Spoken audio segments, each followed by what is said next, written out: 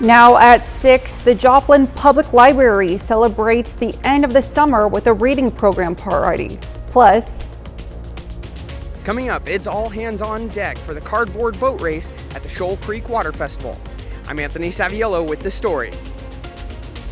And how a young girl is showing support to her dad as he goes through radiation treatments. The 4 states' most watched news starts now. The Oklahoma State Bureau of Investigation says a woman killed herself and 3 kids in the Tulsa area Thursday night. This is KOAM News at 6. I'm Elise Noe. Police discovered the bodies after a 3-hour standoff with a female suspect. CJ Maslin has the story. The public information manager for the Oklahoma State Bureau of Investigation, Hunter McKee, says that Verdigris police were driving in the neighborhood at 4 p.m. near East Dogwood Court and Cypress Street when they noticed fireworks erupting outside of a home. Police went to investigate when they heard those fireworks and discovered that there was an armed and barricaded person inside of the home. They tried to make contact, and that's when a standoff ensued for the next 3 hours. After no response, they decided to make entry into the home where they found an adult woman along with 3 children dead inside, all with apparent gunshot wounds. That woman has now been identified by OSBI as 39-year-old Brandy McCaslin. Neighbors I talked to say McCaslin grew up in that same house since she was a little girl. We also spoke with the father of the 10th-month-old who was killed via social media. And while he confirmed it was his son who was killed, he understandably was not ready to talk about the tragedy. When you're talking about 4 individuals who are dead, 3 children, this is extremely difficult for everybody involved. Everybody that's looking into this trying to help best they can. As I said, this was a long process. While OSBI is not releasing the names of the children, it did confirm their ages, a 10th-month-old, an 11-year-old, and a 6-year-old. This community is mourning. The Verdigris Police Department did a good job of making sure that the scene was clear as quickly as they could, but of course making entry inside the home and finding out 4 people and 3 kids, it's extremely tough. Again, OSBI isn't releasing the names of the kids, but their names are on a memorial that's been set up in front of their house. Meteorologist Sam Lane joins us for a first look at weather. All right, thank you very much, Elise. It's been on the warm side today, but of course a little bit cooler than July this time of year. We do have some thunderstorms on radar in southeastern Kansas. Let's zoom in on that activity and show you what's going on from just south of Elsmore down towards Chanute and Earlton, extending back down towards Fredonia. A few showers and thunderstorms this evening, and those are drifting off towards the south. And we're going to see temperatures dropping through the 80s all the way down to about 67 by tomorrow morning. And if you're going out to the lakes tomorrow, they're looking pretty good. Right now, Grand Lake is right about normal, 83 degrees on the water temperature, and over Table Rock, just a little bit below normal, but it's not too bad at 914.64. And up at Stockton, they're about a foot below normal right now with a water temperature of 83 degrees. And looking down the lane, we're expecting isolated thunderstorms mainly in the morning, but we're going to have a building heat wave developing, and of course that means the drought is worsening as well. And of course I'll have all the details on that, Elise, in just a little bit. Thanks, Sam. We'll see you soon. The Shoal Creek Water Festival was held today. KOAM's Anthony Saviello has a look into the biggest highlight of the event. The annual Shoal Creek Water Festival kicked off with singing, dancing, and organizations gathering to highlight the importance of keeping Joplin's main water source clean and maintained. If you live in the city of Joplin, Shoal Creek is where you get your water. So it is really important that Shoal Creek is clean, and by keeping it clean, we have to keep the public informed on clean habits that go along with keeping waterways clean. The event brought together people of all ages and showcased many members of the community. But the best part happens out on the water. We have prizes that are given out based on the different heats that the cardboard boats race in. And of course we have awards like the Titanic Award, who goes down with the best showmanship. So this is an annual event, and people build them, so it is always a fun event. I got to talk to some of the cardboard engineers to get the inside look into what it takes to compete in this innovative, albeit somewhat crazy, competition. Keep the balance straight. If we keep the balance, then water won't be able to go in, and we'll just be able to keep going down the river. Perfect. I'm going to find God in the next 5 minutes. Time to find out whose game plan is going to work better. For Roe v. Wave, well, they didn't even make it off the shore. But for Jake and peer pressure, turns out he found God and found himself in first place overall in the tandem division. I feel pretty good. I was able to find God at the very end. and he's able to get us to the end there because we were taking on water from the very beginning. For Gavin, though, next year's strategy mainly just involves getting the boat out on the water. So, making a boat out of cardboard may not be the smartest decision, but it sure provides a good time. Reporting in Joplin, I'm Anthony Saviello, KOAM News. A little friendly competition. Well, it's important to note that all sunken ships and their debris are recovered and disposed of properly. The Joplin Public Library celebrated the end of its annual summer reading program with popcorn, karaoke, and fun for all ages. This summer reading program is a way for anyone, children, teens, and even adults to keep their mind sharp throughout the summer and check books off of that reading list. Not to be a stereotype, but you know what? I love books, and I love seeing the community get together and love books too. I like seeing parents bringing in their kids to check out a big old stack of books and knowing that they're going to go home and read together and learn and explore the world outside of our area through that story. Those who participated in this year's summer reading program also got the chance to earn prizes for all the reading they accomplished over the summer. A little girl in Joplin is showing her support to her dad in a unique way. Her father is suffering from a pituitary tumor. It's non-cancerous, but it's starting to affect his vision. She wanted to help her dad receive his treatment with a lemonade stand. Evelyn and her mom say they are hoping to raise enough money so he can get the care he needs.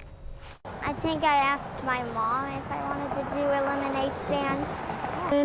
She has such a big heart. She came up to me and said, "Mom, I want to raise money for my daddy's radiation." The lemonade stand opened today at 6 a.m. in the Superior Roofing parking lot in Joplin.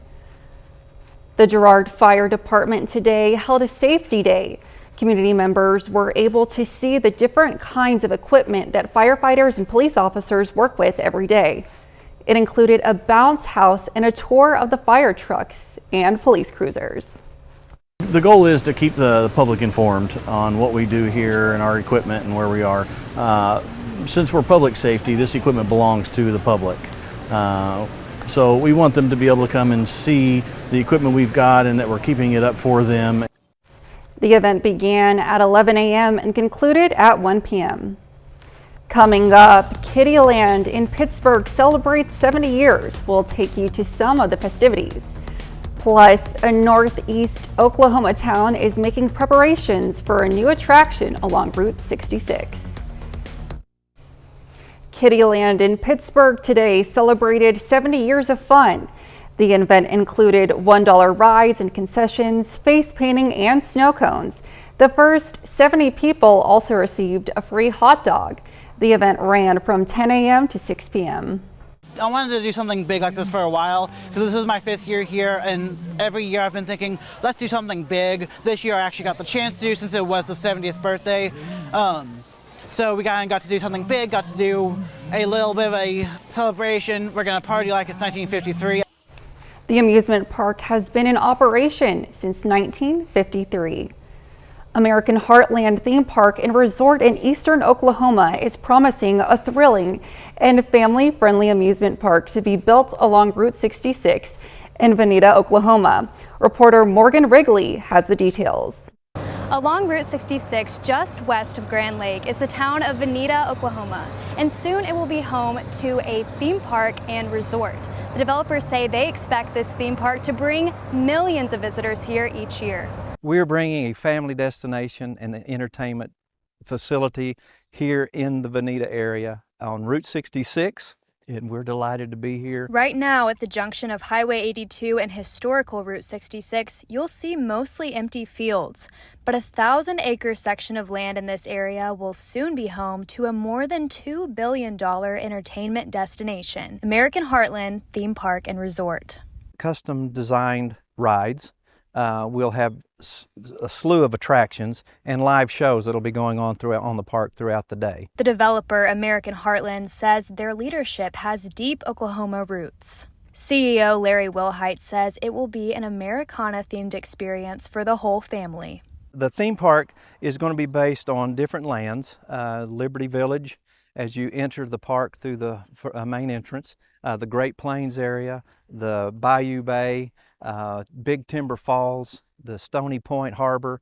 We have a 4-star hotel with a boardwalk that will be there. And that resort won't be the only place guests can stay. We also have an RV park campground resort that we'll be developing just right across the road here. Developers say that RV park will be the largest campground in the central U.S., with 750 RV spaces and 300 cabins. Veneta Mayor Josh Lee says he's excited for what this development will bring to Veneta, Grand Lake, and the entire region. This project is going to add thousands of jobs immediately. It's going to add sales tax revenue, hotel motel tax revenue that's going to help our city, it's going to help our fire department, it's going to help our police department, our streets. And that development will be built in phases, with the RV park and cabin set to open in spring 2025 and the theme park and resort set to open in 2026. In Veneta, covering News Where You Live, Morgan Wrigley.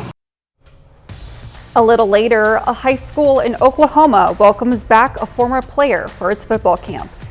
Brock Baldridge will have that and more in sports.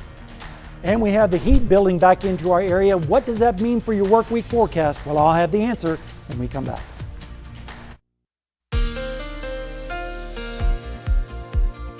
Well, we've had a little bit of rain the last few days, which is helping out a little bit with the drought situation. It's also been drier, and that's allowed temperatures to fall below normal, believe it or not, including today. Right now at Seneca, Missouri, at Indigo Sky Casino and Resort, lots of blue sky out there, just a few cumulus clouds here and there. But off in the distance, we do have some thunderstorms. But first, let's take a look at the high. It was only 87, which was 4 degrees above or below normal of 91. But thank goodness we weren't anywhere near that record of 108 back in 1954. And we're still behind on the rainfall, even though we picked up almost 4/10 of an inch. We're still about 10 inches behind on rain for the year. There is some rain on the radar, but it's out towards our west in southeastern Kansas. So let's zoom in on that activity and show you what's going on from near Stark down towards north of Erie to Thayer, back towards Neodesha and Fredonia. Some scattered showers and thunderstorms right now. This has been drifting off towards the south, so you folks there in Parsons might get a little bit of rain in the next hour or so. Speaking of rain chances, they're going to be low for the next 24 hours, and including tomorrow. They're going to be scattered around the area. Not everybody's going to see rain, and we're not really expecting a lot of severe weather either. That's going to be confined to southeastern Nebraska, northern Kansas, all the way back down towards southwestern Kansas for tonight. And so that's good news. We don't need the severe weather, but we do need the rainfall. Rainfall forecast I wish was a little bit more widespread, but some areas could pick up an inch, maybe an inch and a half in some isolated spots. Again, the best chance of that is going to be in the western sections where the storms are now, are expected to be again tomorrow. Ridge of high pressure over the Four Corners is building back into our area, and that means the heat dome is going to be coming back, especially as we go into Tuesday and Wednesday. In the meantime, we just have these little pieces of energy rotating down from the north and west. That's what's causing the chances of showers, mainly in the overnight and early morning hours, including tonight. You can see some scattered showers possible across our area tomorrow morning with lows in the 60s and 70s. Then as we go through tomorrow, again, isolated storms, mainly towards the west with highs approaching 90. And then Sunday night into Monday morning, again, isolated showers possible with lows in the 60s. And then Monday afternoon, you guessed it, isolated storms mainly off towards the east with highs approaching 100. And then as we go into Tuesday morning, again, mostly fair and mild with lows in the 70s. How about the next 7 days? Well, if you like 100-degree weather, you're going to like this, because Tuesday we're looking at 100 even, and then right around 100 on Wednesday, Thursday, and Friday with maybe some morning showers possible. But then as we go into the extended forecast, the water turns off and the temperatures start to soar above 100 degrees. So that's looking pretty hot. Well, I'm looking forward to it. It's my kind You're of weather. From Kansas, you know all about this hot weather in the summer. So. Yes. Well, still ahead, the Joplin Outlaws have a chance to win their division with a win tonight. And a former NFL player visits Wyandotte, Oklahoma to connect with local kids. We'll go through the details next in sports.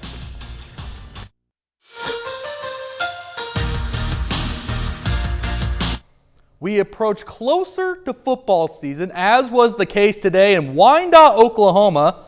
The high school hosted the Unleash the Beast football camp with 4 former NFL players in attendance, working with kids from all over the 4 states area. In Wyandotte, kids from 1st to 6th grade and 7th to 12th grade got a chance to put their skills to the test as they worked out with former NFL players. This event was open to all athletes. The kids got pictures and autographs from the players afterwards. Perhaps the coolest part of the camp was when the players gave away cleats to any kids that didn't have any or couldn't afford any. Not only was this fun for the kids, even the parents as well, this event was more than just having fun, but also giving back to the community. The purpose of the camp, like it always is, to impart some of our NFL wisdom on some of these players and these students, to come out to build camaraderie and glue in the community, and to give these students an opportunity to see an NFL player up close and learn from our vast wisdom. We want to do more than was done for us. Because people did things for us back in the day, but to come out here and do something for these kids today, it means the world to us and probably means the world to them as well. And to come up here and see exactly where I was going to work, this is awesome. This is a beautiful city. They are doing a lot. It's growing. So I think there's always an opportunity, a teaching moment, not only for us, but for the kids in the community and also for the parents to understand what their kids are going through, and they can see it now. The Kansas American Legion AAA State Tournament is taking place in Pittsburgh, Kansas this weekend. The Pittsburgh Post 64 Patriots are in the championship game, trying to move on to regionals. Here we go from JC Ballpark in Pittsburgh. The Post 64 Patriots are taking on the Kansas Senators Post 421 out of Topeka. We pick things up in the bottom of the third, 2-1 Pittsburgh. Bases loaded, and third baseman Carson Nicholson makes a diving stop. Throw to first is in time. What a play by Nicholson, and gets out of the inning. So we head to the top of the fourth inning now.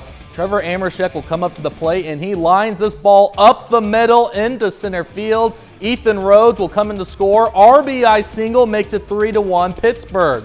Later in the inning, Connor Van Beesler has been on fire this tournament. He keeps the hot streak going with a 2-run single up the middle, 2-run score. Pittsburgh extends their lead 5-1. We're still in progress in the score. We'll get a score update, but last check, Pittsburgh leads 5-1 over the Kansas Senators.